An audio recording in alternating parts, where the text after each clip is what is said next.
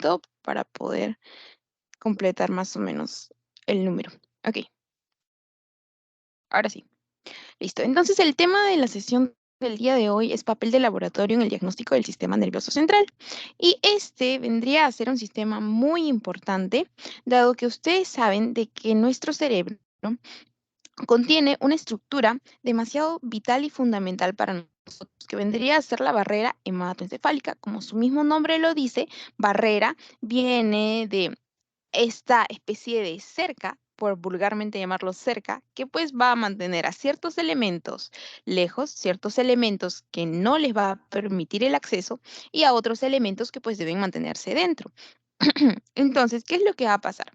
¿Qué es lo que tiende a hacer una barrera? Pues permitir que no pasen, no permitir que pasen, perdón, ciertos elementos o estructuras. En este caso, debemos comentar que esta, lamentablemente, puede ser atravesada por virus, por bacterias, por parásitos y por hongos, dependiendo de la clase de persona ante la que nos encontremos, que vamos a determinar de acuerdo a las características que estas presentan, como vamos a ver más adelante, ¿no? De acuerdo al grupo etario, de acuerdo a la temporada en la que nos encontramos y de acuerdo a factores intrínsecos de la persona o condiciones subyacentes.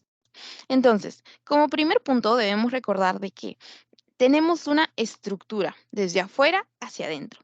Y ustedes lo pueden recordar como un DAP, ¿no? ¿Ustedes se acuerdan de ese tiempo en el que se hizo famoso el DAP? Cuando ponían la manito así. Ya, ok. Porque esa va a ser nuestra memotecnia. A partir del cráneo, que vendría a ser esta estructura por School, debajo de esta vamos a poder encontrar con nuestra memotecnia del DAP.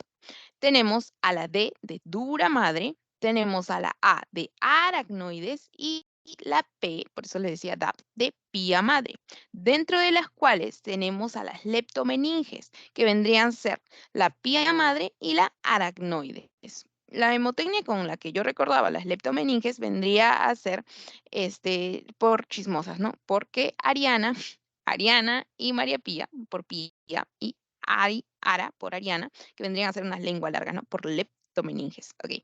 Entonces, esto es básicamente para recordar un poco de anatomía y fue pregunta de pasito. ¿Quiénes son consideradas como las leptomeninges? Pues por las que vendrían a ser las capas más internas, ¿no? Y estas capas, en total, este grupo de tres, vendrían a ser conocidas como meninges, pero leptomeninges, la aracnoides y la pía madre. Y esta distribución también es importante porque recordemos que entre la aracnoides y la pía madre encontramos un espacio muy importante por el cual va a empezar a fluir un elemento que vendría a ser el líquido cefalorraquídeo, el cual también vamos a ver a qué presión se maneja, por qué es importante recordar esta. También vamos a recordar qué elementos pueden constituir esta, conocer lo fisiológico para luego ir a lo patológico y qué mecanismo de reabsorción tiene, también unos datos puntuales. Entonces, hasta aquí debemos llevarnos el concepto de que la barrera hematoencefálica puede ser atravesada por virus, bacterias, parásitos y hongos. Eso es muy importante. Y estas de aquí, las meninges, lo que ya les comenté. Y ahora, dentro de la clínica, ya vimos un poco de anatomía, los agentes etiológicos. Dentro de la clínica debemos mencionar de que cómo se va a presentar en una persona. Se va a presentar pues con cefalea, con fiebre intensa, con hipertensión endocraniana. Si va más para un caso de meningitis, perdón, si va más para un caso de encefalitis, se va a volver una historia de enfermedad en la que va a iniciar por este lado, por la hipertensión endocraniana más marcada que va a conllevar a la caída del sensorio, mientras que si es meningitis va a seguir esta historia, cefalea, fiebre intensa, hipertensión endocraniana, pero cuando es directamente una encefalitis, la historia de la enfermedad cambia un poquito, ¿no? Y va a empezar de manera más brusca, más marcada, más intensa con la hipertensión endocraniana y con la caída del sensorio. Mientras que, ya dijimos, meningitis sigue esta historia de la enfermedad. Aparte, en la clínica, otro dato puntual que debemos recordar es con respecto a los signos meningios. Debemos recordar que cuando las meninges se encuentran por efecto de compresión, de irritación, estas se encuentran como por así decirlo tensas. Estas van a desatar ciertos signos clínicos que nos van a orientar a pensar si puede estar ante una posible meningitis, como por ejemplo la rigidez de nuca, número uno. Otro signo meningio que vendría a ser el signo de Kernik y el signo de Brudzinski. El signo de Brudzinski, ustedes lo pueden recordar porque Brudzinski se escribe con B.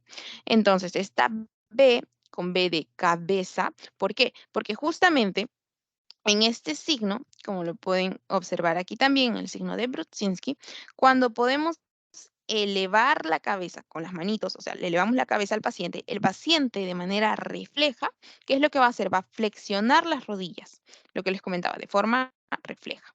Por otro lado, les decía el signo de Kernik. El signo de Kernik, bueno, inicia con K. Entonces, en inglés, rodilla es ni, la cual inicia con K también, entonces lo pueden recordar así, porque en este signo, este vendría a ser el signo de la rodilla, de esa forma lo recuerdo, en la cual tú elevas la pierna de la persona, entonces elevamos, tenemos la pierna extendida y el paciente ¿qué va a hacer? Va a flexionar la rodilla de forma refleja, ¿ok? Entonces este vendría a ser el signo de Kernik. Y la rigidez de nuca, la cual también les comenté, que va a ser como una elevación en tabla. Tú elevas la cabeza y se va a levantar como en un mismo bloque también la zona del tronco, ¿no? La zona torácica. Listo. Entonces, ya tenemos un poco acerca de lo anatómico, lo etiológico y más adelante vamos a hablar acerca de las bacterias también, más adelante. Y ya tenemos los signos en la clínica que podemos encontrar, ¿no? Entonces, con respecto a la etiología, debemos saber que la barrera hematoencefálica frecuentemente es atravesada por virus. Virus constituirían los más frecuentes. Sin embargo, más grave sería causado por bacterias. Entonces, una meningitis podría conllevar hasta mayores cuadros de gravedad cuando el agente etiológico vendría a ser una bacteria, ¿no? Y obviamente estos empiezan a formar colonias, poblaciones, etcétera. ¿Y qué es lo que pueden llegar a formar? ¿Por qué la gravedad? Porque pueden llegar a formar abscesos. Los parásitos, porque les había dicho que todos estos pueden atravesar la barrera hematoencefálica, los parásitos vendrían a ser la forma más rara de infección, pero dentro de estos parásitos podemos encontrar a las amebas. Y con respecto a amebas, por ejemplo, amebas de vida libre, no sé, a Naegleria fowleri, otras relacionadas a piscinas, métodos de salubridad, entre otros, debemos mencionar que estos son más raros, va a depender del contexto, de la persona y muchas veces de condiciones subyacentes, como les mencionaba al comienzo, como por ejemplo en las infecciones micóticas, ¿no? En las infecciones por hongos, dentro de los cuales tenemos a los principales como criptococo, en personas inmunodeprimidas, al igual que también el VIH, ¿no? Entonces, atacan más a personas que tienen un sistema inmune mayormente bajo, ¿no? Listo. Entonces, ¿qué examen va a ser vital para nosotros en este tema del diagnóstico de enfermedades del sistema nervioso central? Va a ser la punción lumbar, tomada entre L3 y L4 o L4 y L5. Y ustedes más adelante en la carrera van a poder realizar la parte teórica de esta parte en la cual van a hacer la prueba del émbolo, la prueba de la presión, eh, la de la contrarresistencia también es bastante interesante. Y van a poder un poco recordar esta parte cuando les comentaba acerca de las presiones y por qué es importante, ¿no? Sobre todo, como ustedes habían visto por esta parte, dentro de la historia natural de esta, vemos este mecanismo que vendría a ser el de la hipertensión endocraniana. Entonces, si hablamos de que, por ejemplo, el líquido cefalorraquídeo fluye con una presión de 8 a 20 centímetros de agua, entonces ustedes dirían, aquí a esa presión, en una presión endocraniana elevada, lo que se conoce como HTE, entonces si hay hipertensión, yo voy a poder clavar la aguja y voy a poder, no voy a poder extraer el líquido, ¿no? Entonces hay ciertas contraindicaciones también para la realización de esta punción lumbar, porque es bastante, es un método bastante, que tiene que ser estéril y es un método bastante, tienes que tener bastante cuidado para poder realizar este método, porque creen que lo hacen más que todo ya los especialistas, ¿no? Entonces, básicamente la punción lumbar va a consistir en la extracción de líquido cefalorraquídeo, pues para poder analizar en características macroscópicas y microscópicas. Entonces, bueno, aquí es más o menos la posición, pero bueno, eso ya lo van a ver más adelante cuando lleven em, cirugía. Después también aquí lo que les comentaba, ¿no? Que se realiza en el espacio intervertebral entre L3, L4, L4, L5. ¿Por qué no más arriba acá a ti? Bueno, porque si ustedes saben de que se puede dañar la médula espinal, de ahí la persona puede presentar, obviamente, alteraciones a nivel de las extremidades, ¿no? O puede tener una mayor gravedad, puede resultar también con paraplegias, entre otros, dependiendo, pues. Entonces, la zona de seguridad por abajo de L3, L4, L4, L5, ¿no? Y algunos también mencionan L2, por ejemplo. Ok, el procedimiento en condiciones de esterilidad, obviamente no vas a estar introduciendo, si ves por aquí una zona de infección, no vas a poder realizar este procedimiento, pues porque eso significaría hacerles un caminito a muchos microorganismos para que puedan ingresar y puedan justamente contaminar esta área, ¿no? Entonces, no puede darse en, en en medios que no pueden, en donde no exista esterilidad, ¿no? También este método nos va a ayudar de manera diagnóstico y terapéutica, ¿no? Entonces, las contraindicaciones, justamente lo que les comentaba acerca de la hipertensión endocranial, punto que ya les había mencionado. Tampoco por infecciones de la piel, habíamos mencionado que era necesario las condiciones de esterilidad y también estaba contraindicado en alteraciones graves de la coagulación. Entonces, recordemos esto. Listo. Entonces, habíamos mencionado de que también íbamos a dar algunos datos anatómicos y fisiológicos, ¿no? Los anatómicos ya los vimos y ahora con respecto a los fisiológicos.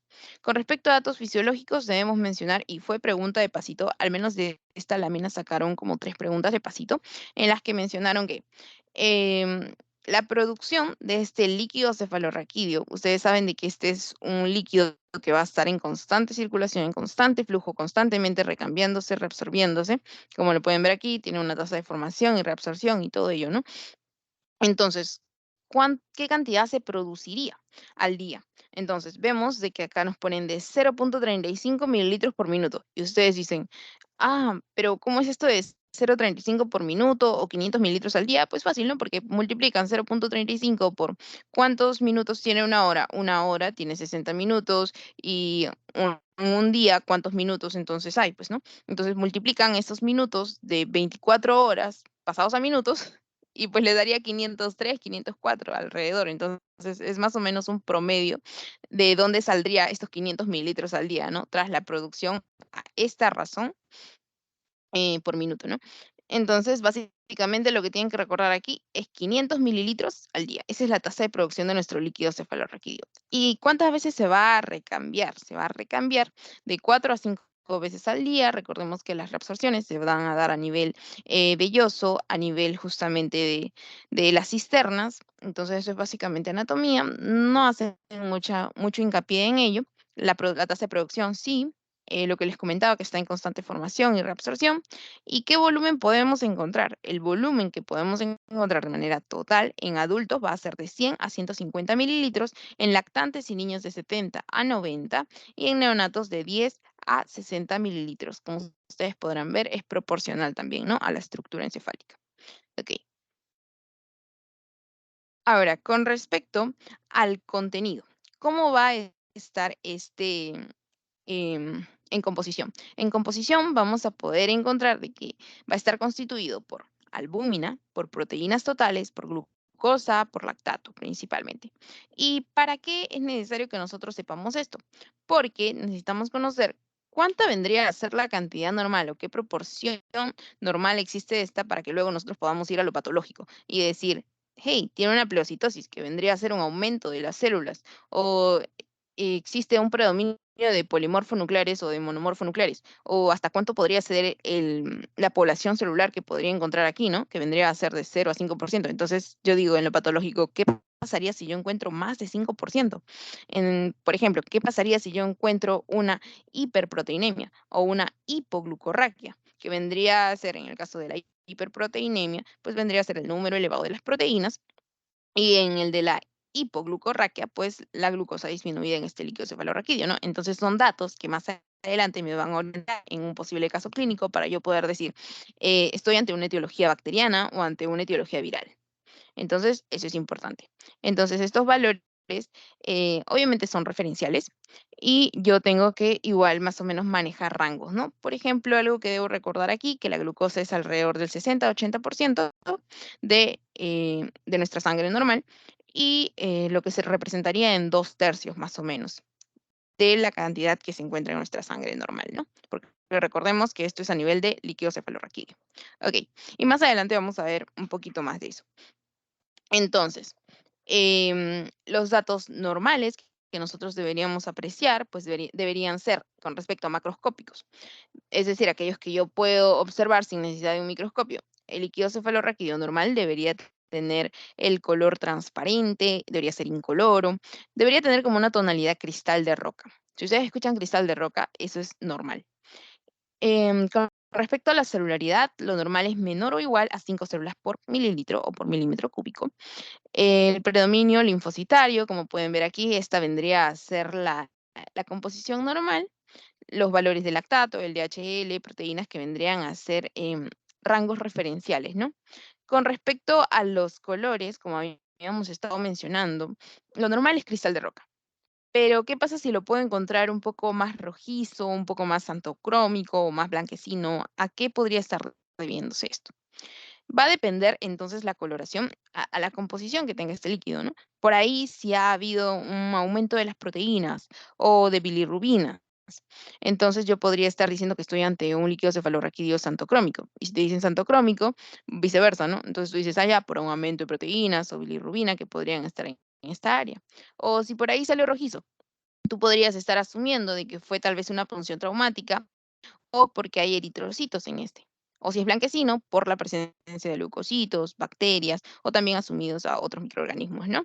Entonces, por ahí ya habíamos dicho que si lo vemos más turbio, entonces lo podríamos estar asumiendo a que podría haber un caso de pleocitosis, ¿no? Un aumento en el número celular, en el recuento de este. Entonces son características que básicamente de manera macroscópica nos pueden ir orientando, pero obviamente que yo lo vea de manera macroscópica no va a significar de que va a reemplazar un examen microscópico. ¿Por qué era necesario que sepamos estos dos puntos previos? Para que nosotros podamos resumir todo lo que veamos en las láminas de los doctores, es decir, todo lo que nos pongan de esta manera, ustedes dirán, ¿cómo lo recuerdo? Bueno, este cuadrito es bastante simplificador. ¿Por qué? Porque miremos aquí, es una tabla de diagnóstico diferencial de meningitis por el estudio de qué? Del líquido cefalorraquídeo. ¿A través de qué estudio? De la punción lumbar. Entonces, primero habíamos dicho que teníamos que conocer valores de normalidad. Entonces, el líquido cefalorraquídeo normal manejaba qué presión? De 8 a 20, ¿no? Centímetros em, por centímetros de agua. Ahora, con respecto al aspecto, ya habíamos dicho cristal de roca, claro. Celularidad, menos de 5. O sea, mayor a este número lo conocíamos como pleocitosis, un aumento en el número celular. Proteínas de 15 a 45 miligramos y glucosa de 65 a 80% de la glucemia normal en sangre, ¿no? Entonces, esto vendría a ser lo normal. Ahora, si yo tendría valores por encima, voy a tener el prefijo de hiper y por debajo hipo. ¿Y para qué me va a servir esto? Más que todo en la aplicación de casos clínicos, como les había comentado más adelante, y ustedes puedan orientar si es de etiología bacteriana, vírica, carcinomatosa, fúngica, entre otros. Entonces, hasta aquí, cuando uno ve esta clase de tablas y lo que siempre les comentaba, ¿no? Es un poco se marea. Pero usualmente lo que debemos es buscar similitudes y diferencias, de modo que yo me puedo orientar mejor, ¿no? Entonces, por ejemplo, y buscar el por qué. Esas dos cositas me van a ayudar bastante. Por ejemplo, ¿no? Antes de buscar similitudes y diferencias, yo puedo decir de que si yo tengo un aumento de polimorfonucleares es por una razón, así como si tengo un aumento de monomorfonucleares es por otra razón, valga la redundancia. PMN es polimorfonucleares y MN vendrían a ser los monomorfonucleares. Para ello vamos a recordar un poquito esto. Habíamos mencionado que dentro de nuestra sangre nosotros teníamos pues 3 líneas, ¿no? Que vendrían a ser la serie roja, la serie eritrocítica, también teníamos la serie megacariocítica y teníamos la serie blanca, ¿no? Entonces en la serie blanca, pues que vendría a ser la línea de defensa ante microorganismos que están intentando atacar contra nuestra inmunidad, pues vamos a nosotros levantar a nuestros combatientes, que vendrían a ser nuestros leucocitos, que lo vimos en la sesión 1, creo, y no, sesión 2. Y estos, ¿qué es lo que van a hacer? Lo que van a hacer es, pues, enfrentarse a esos dependiendo de las características que estos tengan. Por ejemplo, puede ser a través de la degranulación de sus gránulos, a través también de la fagocitosis o tal vez de manera por atrapamiento o de los mecanismos de defensa que estos posean, ¿no? Entonces, mencionamos esto porque estos están agrupados dependiendo de si estos poseen gránulos o no, como les mencionaba al comienzo. Entonces, si poseen gránulos y su núcleo es de diferente forma, los vamos a agrupar aquí, ¿no? Dentro de los polimorfonucleares, como para manera de recordatorio para ustedes. Entonces, estos vendrían a ser los polimorfonucleares, pues como su mismo nombre dice polimorfo, poli es de varios, morfo por la forma, diferente forma y nuclear, ¿no? Núcleo, entonces diferente forma de su núcleo, porque aquí vemos de que estos tienen tres, sería uno de tres núcleos, tenemos al neutrófilo, por aquí tenemos a uno de dos núcleos y por aquí tenemos a este otro, ¿no? Con muchos más, así como en bolita y compactos. Entonces, eh, por otro lado, vamos a tener a los monomorfonucleares porque tienen solamente una forma de su núcleo, ¿no? Entonces, esta clasificación yo sé que ustedes la han visto, pero se las traigo a la memoria. ¿Para qué? Porque resulta de que dependiendo de qué agente esté atacando nuestra inmunidad, estos van a elevarse. Por ejemplo, si ha ingresado a nuestro organismo un agente viral, ¿qué es lo que va a pasar? ¿Quiénes van a salir? Van a salir los monomorfonucleares, principalmente ¿quiénes? Linfocitos. Ejemplo, en los casos de SARS-CoV, en los casos de por coronavirus, virus es un virus, ¿ok? Entonces, ¿quiénes van a salir? Los linfocitos. Es por ello de que dentro de las alteraciones de laboratorio que presentaban las personas con SARS-CoV, que era lo que tenían linfopenia hasta un 85%, y era un marcador bastante importante, ¿no? Que ellos decían, ah, ya, sí está relacionado entonces con cuadros de COVID, porque principalmente ha causado linfopenia, ¿no? Ya, entonces eso es una forma de verlo como ejemplo. Ahora, ¿qué es lo que pasaría si habría una etiología bacteriana? Si habría una etiología bacteriana, pues entonces tenemos aquí, ¿a quiénes? A los neutrófilos. ¿Dentro de qué grupo? Polimorfonucleares. Después, si sería por algún parásito, por alguna reacción alérgica o reacciones de hipersensibilidad, ¿a quienes vamos a tener? A los eosinófilos y a los basófilos, ¿no? Pero ¿dentro de qué grupo? De los polimorfonucleares. Y ahora, Katy, ¿para qué va a ser importante recordar si pertenece a un polimorfo nuclear o a un monomorfo nuclear?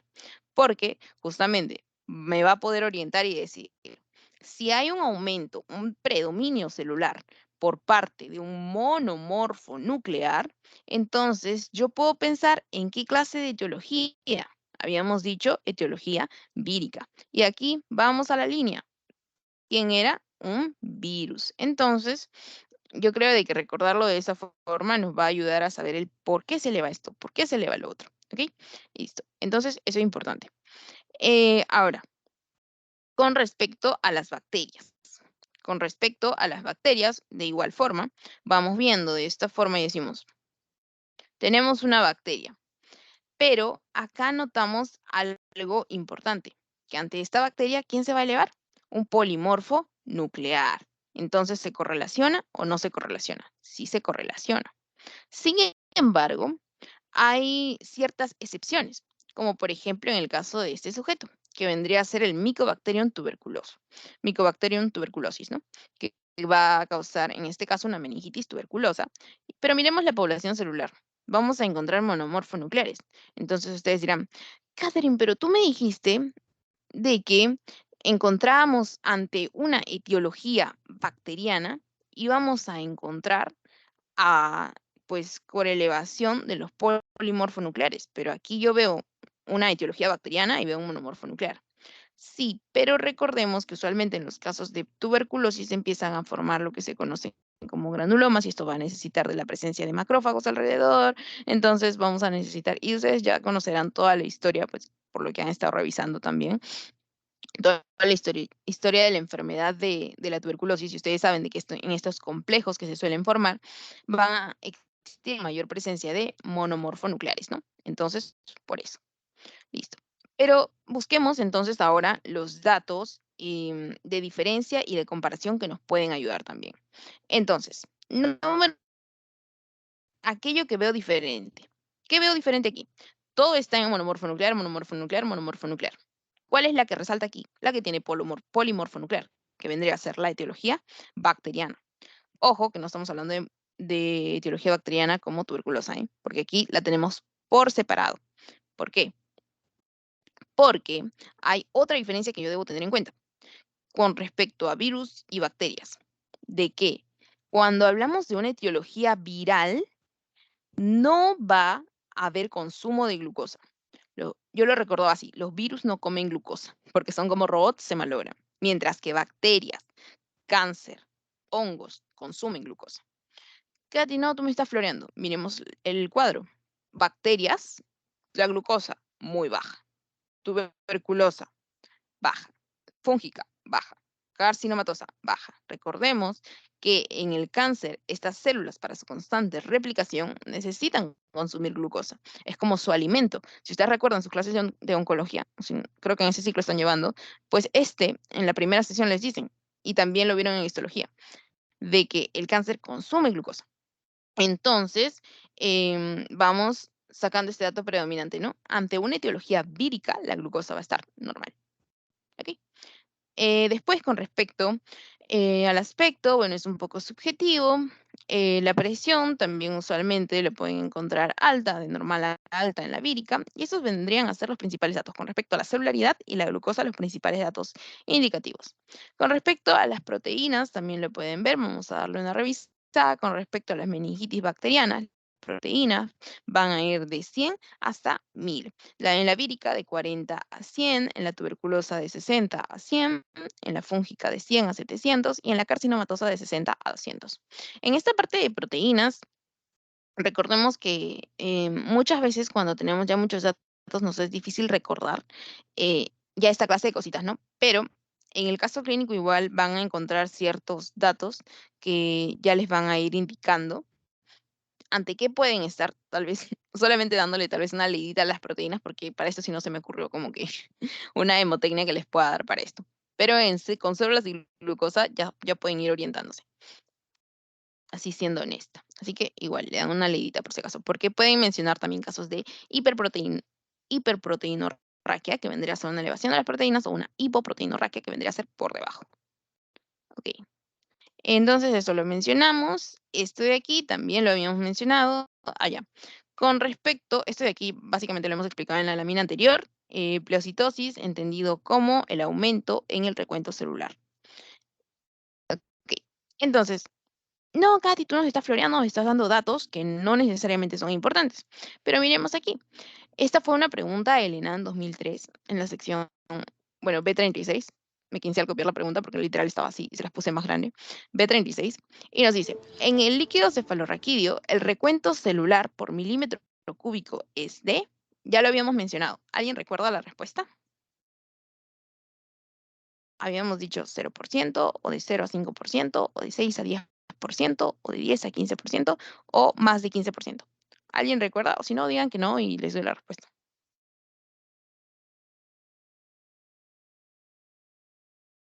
Ay, Dios, No pensé que no recuerdo. estaba grabando. Ya sí estoy grabando. Ya, genial, gracias por la honestidad. El ¿Vale? recuento celular normal, ¿sí? ¿Alguien había dicho algo? La letra B. Sí, exacto, muy bien, Harold. La respuesta es B, de 0 a 5%. Pensé que estaba hablando sola y dije, seguramente se lo han dejado su cámara prendida, su Teams prendido, pero bueno, me alegro que estén ahí. Sí, de 0 a 5% vendría a ser el recuento celular normal. Muy bien, miremos aquí, porque hasta ahorita con los datos que ya hemos revisado podemos sacar este casito. Este también es del ENAM, pero sección A65, esta sí era la 65. Y nos dicen, tenemos un varón de 25 años sin antecedentes epidemiológicos, con 5 días de enfermedad febril, cefalea, pulsátil y vómitos. Perdón, cefalea, pulsátil y vómitos. Líquido cefalorraquídeo, pleocitosis de 12.000 células por milímetro cúbico, a predominio de polimorfonucleares, hipoglucorraquia e hiperproteinorraquia leve. El diagnóstico más probable es meningoencefalitis.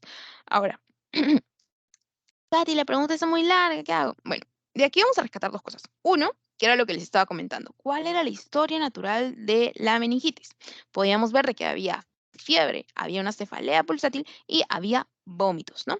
Entonces, eso lo habíamos mencionado, lo habíamos comentado. Pero aquí no te está diciendo, hey, ¿qué diagnóstico tiene? Te está diciendo, este, por qué mecanismo etiológico se ha producido, ¿no? O sea, por qué germen, por qué microorganismo, ¿ok?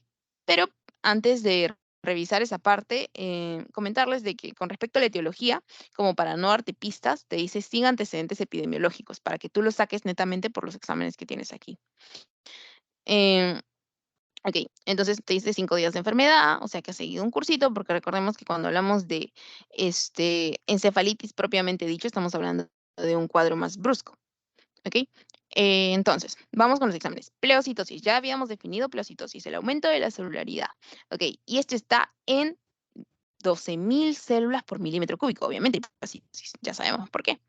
¿A predominio de quiénes? Polimorfonucleares. Habíamos dicho ante quiénes se elevaba polimorfonucleares y ante quiénes se elevaba monomorfonucleares, a excepción de nuestra amiga bacteriana, bueno, no es nuestra amiga, la tuberculosis, ¿no? Ok, porque en ese había una excepción. También vamos a encontrar una hipoglucorraquia, es decir, que íbamos a encontrar una glucosa por debajo del 60-85% de la sangre normal o por debajo de los 2/3 de lo normal, ¿no?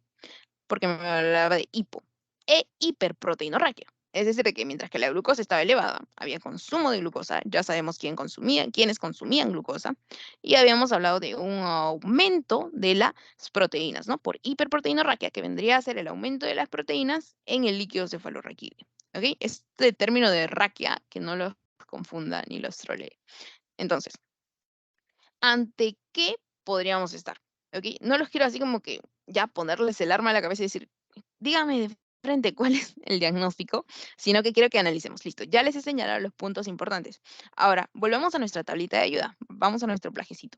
Entonces, habíamos dicho de que teníamos que ubicarlo de acuerdo a nuestras defensas, ¿no? Que vendrían a ser los polimorfonucleares y por los datitos de hipoglucorraquia e hiperproteinorraquia. Vamos a nuestra tablita. Habíamos dicho de que teníamos esta pleocitosis por polimorfonucleares. Y también habíamos dicho que teníamos hipoglucorraquia y también hiperproteinorraquia. ¿En dónde la podemos ubicar? En una meningitis, bueno, en el caso, en una meningoencefalitis, lo habían clasificado así, por etiología bacteriana. Aquí la respuesta vendría a ser bacteriana. Como ustedes sabrán, habíamos mencionado y les hice bastante hincapié en la hipoglucorraquia y en la hiperproteinorraquia. Ahora, algo que podemos ver aquí es que miremos los valores de proteínas. Estos pueden ir hasta 1000, ¿no? Mientras que todos los demás llegan hasta 700, ¿no? Entonces aquí ya podríamos hablar de esta clase de cosas, de cuadros, perdón, cosas. Ok, listo. Entonces este me pareció bastante ilustrativo, por eso se los puse. Entonces, como les decía, todo lo que hemos estado hablando básicamente ha estado resumido en lo que les he comentado en esta tablita de diagnóstico diferencial. Y veamos de que otra forma de recordarlo aquí es en esta tablita, en la que podemos ver de que en el viral, la etiología viral va a tener la glucosa conservada hasta por arriba del 40%, ¿no? Entonces, vamos viendo de que en todos los demás casos hay consumo de glucosa, mientras que en este no. Y si desean, se acuerdan lo de los virus y mi comparación con virus y robot. Ok, entonces, les había dicho de que por un lado teníamos eso. Y por otro lado, teníamos que ver el contexto de la persona. En el contexto de la persona, mencionábamos de que era necesario saber cuántos años tiene esta persona.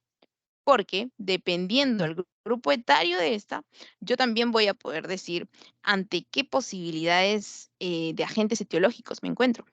Si estos niños están en el grupo de menores de 2 meses y ya ha recibido vacunas, si no ha recibido protección por parte de vacunas, si este es un paciente inmunodeprimido como condición subyacente, o si este es un adulto, o si este es un paciente anciano. Como por ejemplo, se los pongo por aquí más adelante. Acá, por ejemplo, en esto, ¿no? En grupos más pequeños podemos encontrar, por ejemplo, a este que le encantan los 2 grupos etarios de la vida, que vendrían a ser Listeria monocitogenes, ¿no? En menores de edad, en recién nacidos, menores de 2 meses, y también en mayores de 60 años, ¿no? O dependiendo si estas personas se encuentran en un rango de adultez, ¿no? Por ejemplo, a quienes le encanta a esa persona, Streptococcus pneumoniae, es más frecuente. En el rango de escolares hasta mayores, bueno, menores de 10 años tenemos a Neisseria meningitidis y por aquí en mayores de 2 meses a Haemophilus influenzae, ¿no? Quienes tienen predilección por estos grupos etarios. Sin embargo, eso no va a quitar el hecho de que pueden haber infecciones por Streptococcus pneumoniae en estos grupos etarios y en estos grupos etarios, ¿no? Estos solamente son estudios que se realizaron. Ok, traten de hacerse la vistacidad, ustedes no vieron más adelante. Ok, entonces, a ver, con respecto a esto, con respecto a la meningitis viral, sí, también ya habíamos mencionado, habíamos dicho de que quienes salían antivirus teníamos el grupo de los monomorfonucleares y les había dicho, por ejemplo, en casos de COVID, quienes salían, que encontrábamos, por ejemplo, linfopenia, ¿no? Ya, para que recuerden esta parte del cuadrito que habíamos revisado más acá. Listo. Entonces, por eso habíamos dicho y habíamos hablado de estos monomorfonucleares. Ok. Habíamos dicho de que los virus no consumían glucosa, sí, esto ya lo hemos revisado. Em, ¿A qué agentes vamos a tener en mente cuando nos referimos a cuadros de meningitis viral? Vamos a tener, por ejemplo, de acuerdo a la estación, lo cual también es importante, por ejemplo, a enterovirus, como por ejemplo Coxsackie o al ecovirus, al poliovirus, también al virus de las paperas, el herpes simple, infecciones por VIH. Bueno, son los que mencionan, ¿no? La meningitis viral, como que la mencionan en la sesión, sí, pero deben tener más en cuenta cómo encontrarían la clínica, ¿no? Porque para saber específicamente qué virus, obviamente eso va a ser por el cultivo, sí, que es el gold estándar, pero para que ustedes más o menos puedan orientarse por el caso, les van a poner más ejemplos bacterianos, ¿no? Ok, entonces, justamente lo que les comentaba aquí. Cuando hablamos de etiología bacteriana, el gol estándar, y es pregunta de pasito, para la identificación del germen va a ser el cultivo en 24 horas. Pero ¿qué es lo que pasa? ¿Ustedes creen que si una persona va a llegar con fiebre, va a llegar con vómitos, va a llegar con cefalea, con hipertensión endocraniana, ustedes van a decirle, sí, espérame 24 horas y yo tengo mi cultivo y te trato? Entonces, a ustedes tampoco les gustaría que le hagan eso, ¿no? Entonces, ustedes lo que quieren es justamente que vayan tratando su dolor. Para eso han ido. Entonces, o su fastidio o aquello que les esté molestando. Entonces, en qué se basa el tratamiento? El tratamiento va a darse de manera empírica, es decir, de manera que puedan ir justamente haciendo como que una defensa ante lo que ya está aconteciendo en nuestro organismo, ante este proceso, que podría ser, en este caso, pues bacteriano, ¿no? Ok, entonces, ¿qué debo recordar? Que el gol estándar para la identificación del germen vendría a ser el cultivo de 24 horas. Tengo que dar también un manejo empírico. Y para el manejo empírico, ¿cómo será el manejo empírico? Dependiendo de las características que ya les he dicho, que hemos mencionado, dependiendo de la estación, dependiendo del grupo etario de la persona, menor de 2 meses, 18 a 60 años, mayor de 10 años, es un joven, es un anciano, es un recién nacido, es un neonato. Entonces, em, el grupo etario, la temporada en la que nos encontramos y la condición subyacente de la persona. ¿Ok? Si es inmunodeprimido, obviamente entonces voy a pensar más en, por ejemplo, agentes que les encantan a las personas inmunodeprimidas, como criptococo. ¿Ok? Después, ¿qué más? Allá. ¿Qué más les iba a comentar? Allá, con respecto al tratamiento empírico. De acuerdo a la gente, más o menos que yo voy pensando por el contexto de la persona y las características que ya les he mencionado, yo puedo ir diciendo que puedo ir tratando con determinados agentes. Si yo puedo estar contra neumococo o contra meningococo, con una listeria monocitogenes o con Haemophilus influenzae. Y ante estos, yo voy a dar un tratamiento empírico. ¿Por qué? Porque yo aún no sé cuál es el agente etiológico. Yo lo estoy tratando como que a ciegas. Yo no sé cuál es, pero ante este posible agente le estoy dando este tratamiento. Ok, entonces, por ejemplo, ante neumococo se estaría dando la combinación. ¿Y por qué les voy a decir esto? Porque es pregunta de pasito. No es farmacología, pero es pregunta de pasito. Y más adelante les voy a decir cuál es más fija que de todos estos. Pero es importante que lo sepan, ¿no? Por ejemplo, ante neumococo vendría a ser la vancomicina con ceftriaxona o una alternativa que vendría a ser una fluoroquinolona. Meningococo, que vendría, el tratamiento empírico vendría a ser la ceftriaxona o alternativamente la penicilina G, la ampicilina, una También le pueden dar una fluorquinolona, aztreonam, cloranfenicol. En la listeria monocitogenes podría ser la ampicilina o penicilina G, y de manera alternativa el cotrimoxazol, meropenem. Y en el caso de Haemophilus influenzae vendría a ser ceftriaxona, o de manera alternativa el cloranfenicol, el cefepime, el meropenem o una fluorquinolona. Entonces, eso de ahí se los resumo aquí, ¿no? Está clarísimo. No, está aquí. Ok, esto lo puse de manera de broma. Aquí está, porque muchas veces lo vemos así, ¿no? Pero ustedes tienen que buscar el más común. ¿Cuál vendría a ser el más utilizado? El más utilizado, como podemos ver aquí, vendría a ser la ceftriaxona. Katy, pero aquí no menciona ceftriaxona. Sí, pero les está mencionando una cefalosporina de tercera generación. Y la cefalosporina de tercera generación más usada en estos cuadros de meningitis vendría a ser la ceftriaxona, como tratamiento empírico. ¿Ok? Entonces, también se lo dicen a sus amigos que no estuvieron en la sesión. Aquí Katy está mencionando cefalosporina de tercera generación, sí, pero estoy haciendo referencia a esta misma ceftriaxona que está aquí. ¿Ok? Listo. Entonces, básicamente aquí, ¿cuál creen que sería la respuesta? Así, al ojo. Paciente de 55 años con fiebre y trastorno de la conciencia. Se encuentra soporoso. Le han hecho Glasgow, seguro. Con signos meningios. En líquidos cefalorraquídeos se encuentra 1500 células a predominio de polimorfonucleares en un 95%, con una glucosa de 30 miligramos por decilitro y proteínas en 300 miligramos por decilitro. No te piden que te lees el agente etiológico, no te piden qué está pasando con el paciente, si es una meningitis, si es una encefalitis, si es una meningoencefalitis. Te dice, ¿qué tratamiento empírico le darías? ¿Cuál de todos estos? ¿Cuál creen que sería después de lo que hemos visto? Después del último dato que les di. Vamos, díganme que todavía están ahí. También fue pregunta de Elena. Sería la ceftriaxona. Muy bien, perfecto. Muy bien, Alexandra. Sería la ceftriaxona, así, sin más que pensar. Porque vamos a estar pensando, le doy una fluorquinolona. Recordemos que la fluorquinolona que le estaban dando por aquí era, sí, una terapia alternativa, sí, pero si también si le están diciendo de que tiene ahí a la mano ceftriaxona, pues entonces le dan la ceftriaxona.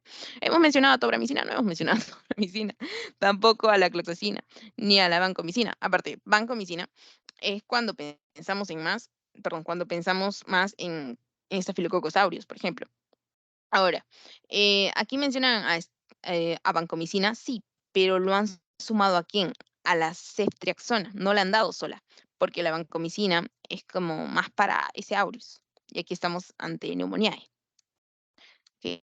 Aparte, uno es un estafilo y el otro es un estrepto. Listo. ¿Me he saltado algo? No, no me he saltado nada. Ok, listo.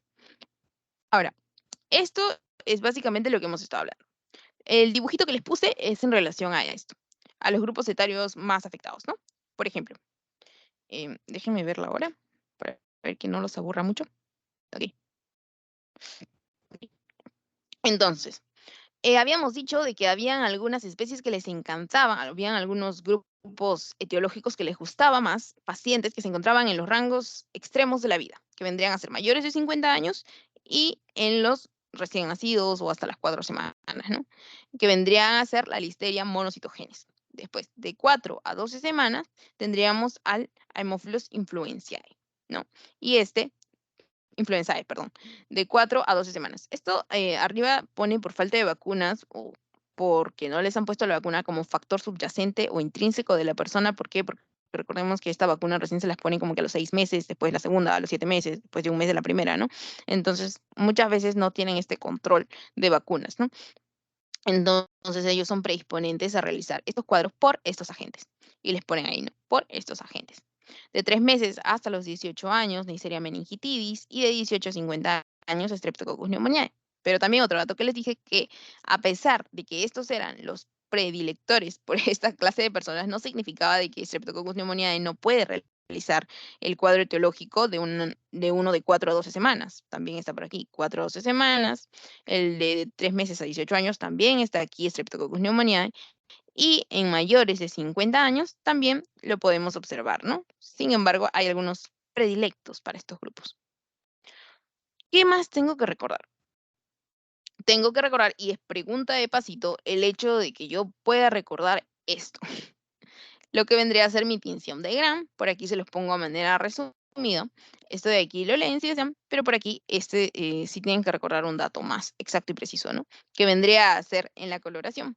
¿Cuáles son teñidos de una coloración más rojiza o rosada y otro más un azul violeta.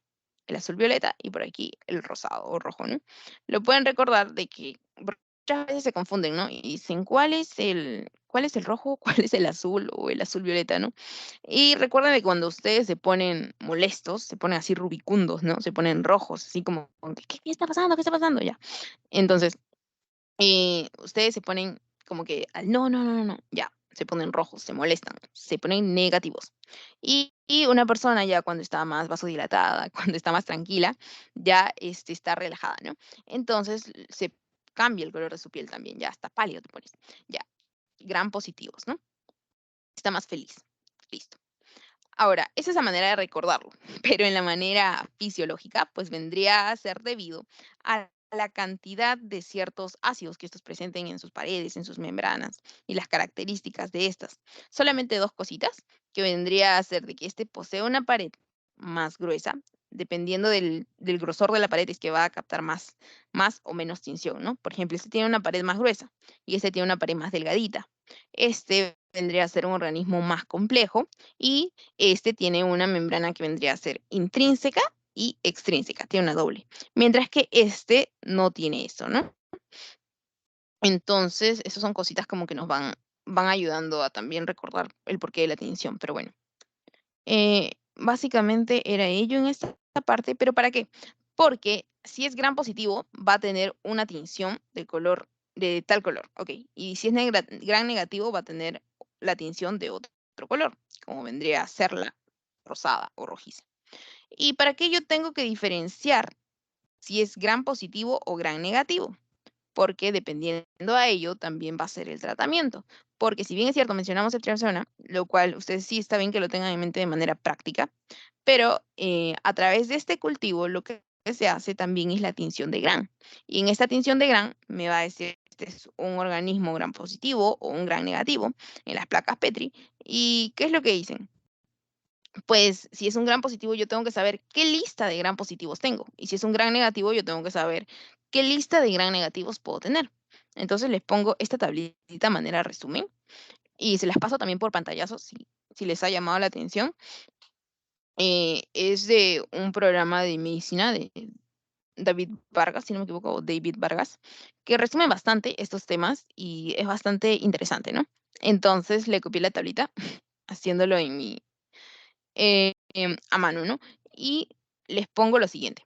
Por ejemplo, esto es bastante interesante porque, ya, ok, unos 5 minutitos más. Esto es bastante interesante porque, porque esta tabla se la tienen que llevar de por vida, dependiendo al orden en que ustedes deseen tener el esquema mental, pero es muy, muy importante, ¿no? Porque depende.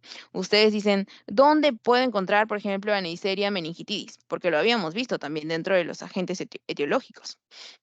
Neisseria meningitidis, que vendría a ser el meningococo. O también vamos a poder ubicar en nuestra tablita a Listeria. Entonces a ustedes le dicen estreptococo neumonía, ¿qué es? ¿Gran positivo o gran negativo? Los cogen en el hospital y ustedes están como que, oh mi Dios, ¿cuál era? Y suele pasar, ¿no? O ustedes les dicen Neisseria meningitis, ¿qué es? O les dicen Listeria monocitogenes, ¿qué es? O les dicen, nómbrame los gran positivos, nómbrame los gran negativos. Entonces, o les dicen, ¿qué paciente podría estar viéndose afectado? Ya, ustedes se lucen, ¿no? Y dicen, ya, si es un paciente hospitalizado, si es un paciente sondado, ya, no, doctor, puede ser un agente intrahospitalario. O si les dicen, nómbrame a una enterobacteria, ustedes dicen, no, obviamente va a ser un gran negativo, ¿no? Ya, y todo ello. Pero le dicen, nómbrame a estas bacterias. Nómbrame a qué bacterias posibles, no solamente si es gran positivo o gran negativo. Entonces, ustedes tienen que recordar su lista, ¿no? Entonces, básicamente les pediría, bueno, sería como que un favor para ustedes mismos que se aprendan estas bacterias, la división que tienen estas. Y si pueden, y si desean, la revisamos también al final, si tienen unos minutos, pero para ya no cansarlos, me dicen, Katy, ¿podemos revisar las bacterias? Sí, revisamos las bacterias normal, porque a mí me encanta revisar las bacterias porque es como que uno siempre está constantemente recordarlo. ¿Y para qué más? Porque de acuerdo a la etiología bacteriana, justamente nosotros vamos a poder diferenciar justamente lo que les decía, ¿no? ¿Ante qué microorganismo nos encontramos? Y es pregunta de pasito. Les ponen, Streptococcus pneumoniae, ¿es un gran positivo o es un gran negativo? Les ponen, Neisseria meningitis, ¿es un gran positivo o un gran negativo? Y eso se los ponen aquí también en las figuritas, ¿no? Y aquí tenemos las tinciones. La tinción azul-violeta y la tinción más rosada, ¿no? Dependiendo si estos son gran positivos o son gran negativos. Listo, eso también es preguntadito. Listo, y esto era lo último que habíamos estado viendo con respecto a ceftriaxona, ¿no? Que era básicamente el que tenían que llevarse en la cabecita. Que iba a funcionarme para Haemophilus influenzae, iba a funcionarme para Neisseria meningitidis o meningococo y Streptococcus pneumoniae, que vendría a ser el neumococo.